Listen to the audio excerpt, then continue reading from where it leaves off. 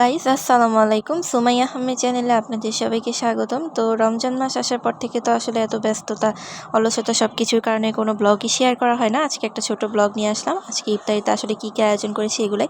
তো বড়া ভাজছিলাম, বড়া ভাজা তো দেখালামই, ওটা আর বলার কিছু নাই।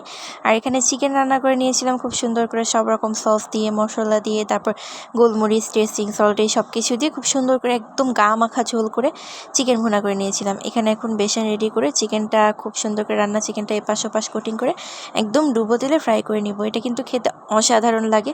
যারা এখনও পর্যন্ত এটা খান নাই একবার হলেও ট্রাই করে দেখবেন। আমি আশা করি এটা সবাই পারবেন, কারণ চিকেন রান্নাটা তো সবাই পারেন। জাস্ট হচ্ছে বেসনে কোটিং করে ভাজা, আর চিকেনের মধ্যে একটু বেশি করে সস দেওয়ার চেষ্টা করবেন, টমেটো সস, সয়া সস, এগুলো হাতের কাছে থাকে। আর বেসনের মধ্যে জাস্ট হচ্ছে একটু সামান্য আদা রসুন বাটার, একটা ম্যাগির ম্যাজিক মশলা দিবেন। এতে করে স্বাদ এবং ঘ্রাণটা খুব অনেক অংশে বেড়ে যাবে। তো এই যে দেখেন চিকেন ফ্রাই করে নিয়েছি, কি সুন্দর দেখা যাচ্ছে। এটা হচ্ছে চিকেনের একটা মজাদার ফ্রাই।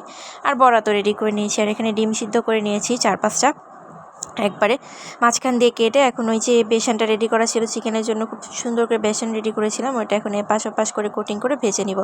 এটাও একটা মজাদার ডিমের চপ হবে। এটার মধ্যে সামান্য একটু বেকিং পাউডার বা বেকিং সোডা অ্যাড করবেন, এতে করে এটা ফুললে কিন্তু দ্বিগুণ হয়ে যাবে। তো এই যে দেখেন খুব সুন্দর করে হচ্ছে রেডি করে নিয়েছি এপাশ ওপাশ কোটিং করে ডিমের চপ। তারপর হচ্ছে বেগুনি আজকে করি নাই, আজকে ডিমের চপ করেছি।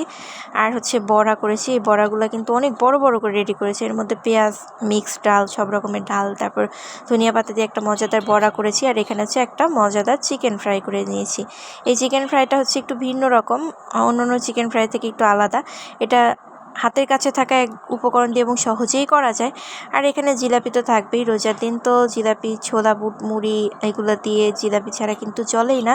জিলাপি ছাড়া কোনোভাবেই মানে ইফতারি জমে না। তো জিলাপি প্রতিদিনই আনা হয়, সবাই আনেন আমি জানি। তারপরে একটু শেয়ার করলাম, যেহেতু ডেইলি ব্লগের কিছু অংশ শেয়ার করছিলাম। আর এখানে পাঁপড় ভেজে নিচ্ছিল আর কি আম্মু, এটা আমি শেয়ার করছিলাম, মানে ক্লিপ নিয়েছিলাম। তো এটাকে কিন্তু হচ্ছে ডালের পাঁপড় বলে। এই ডালের পাঁপড়গুলো কিন্তু খেতে খুবই মজা। কী দিয়ে তৈরি, কীভাবে তৈরি এটা বলতে পারি না, তবে এই পাঁপড়গুলো কিন্তু ভাজলে, একটু ডুবো তেলে ভাজলে হাই হিটে একদম মুচমুচে হয়, এবং এটাই কিন্তু স্বাদই আলাদা, এত মজাদার একটা পাঁপড়। তো পাঁপড় ভেজে নেওয়া হচ্ছিল, আমি ছোট ছোট করে ক্লিপ নিচ্ছিলাম, যেহেতু আজকে সারাদিন বলতে ইফতারিতে কী কী আয়োজন থাকবে এই জিনিসগুলো আপনাদের সাথে শেয়ার করবো, আর টুকটাক কিছু শেয়ার করবো ব্লগের মধ্যে। তো এটাই আর কি রেডি করা হচ্ছিলো, যা যা ওগুলোই আমি ক্লিপ নিচ্ছিলাম। তো এই যে পাঁপড় ভেজে নেওয়া হয়েছে, এটা এখন আগেই ভেজে নিয়েছিলাম, যেহেতু হচ্ছে একটু আরও অনেক টাইম বাকি আছে ইফতারির, এই জন্য এখন এটা পলিথিনে করে রেখে দিব যাতে এটা নরম না হয়। তাড়াতাড়ি একটু ভেজে নিয়েছিলাম। এখানে শসা টমেটো কেটে নিয়েছিলাম। তো সালাডটা কিন্তু এভাবেই আমি গোল করে কাটি, কারণ আমার পরিবারের সব সদস্য এভাবে খেতেই পছন্দ করে। অনেকে কুচি করে কাটেন, হ্যাঁ কুচি করে সালাদ খেতেও কিন্তু ভালো লাগে। তো এভাবে কেটে নিয়েছি।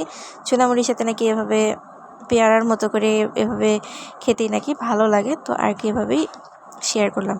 আর এখানে একটা ব্যাগ আমি দেখাচ্ছি, এই ব্যাগটা আমি নতুন নিয়েছি ঈদের জন্য।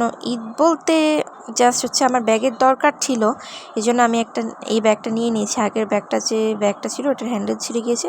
তো এটা দেখে মার্কেটে গিয়েছিলাম, মার্কেটে গিয়ে দেখে মনে হলো এটা একটু লেটেস্ট মডেলের এরকম ব্যাগ আর কি, রিসেন্ট এসেছে এটা। তো ভাবলাম যে নিয়ে নিই। তো আমার ব্যাগটা কেমন হয়েছে অবশ্যই জানাবেন। আর ব্যাগটা এত সফট অ্যান্ড ফিনিশ একটা লুক, এবং যেখানেই যেভাবে রাখছি ও সেখানে সেভাবেই থাকছে। একদম অল্প জায়গার মধ্যে একে ভাঁজ করেও রাখা যাচ্ছে, একদম কাপড়ের মতো।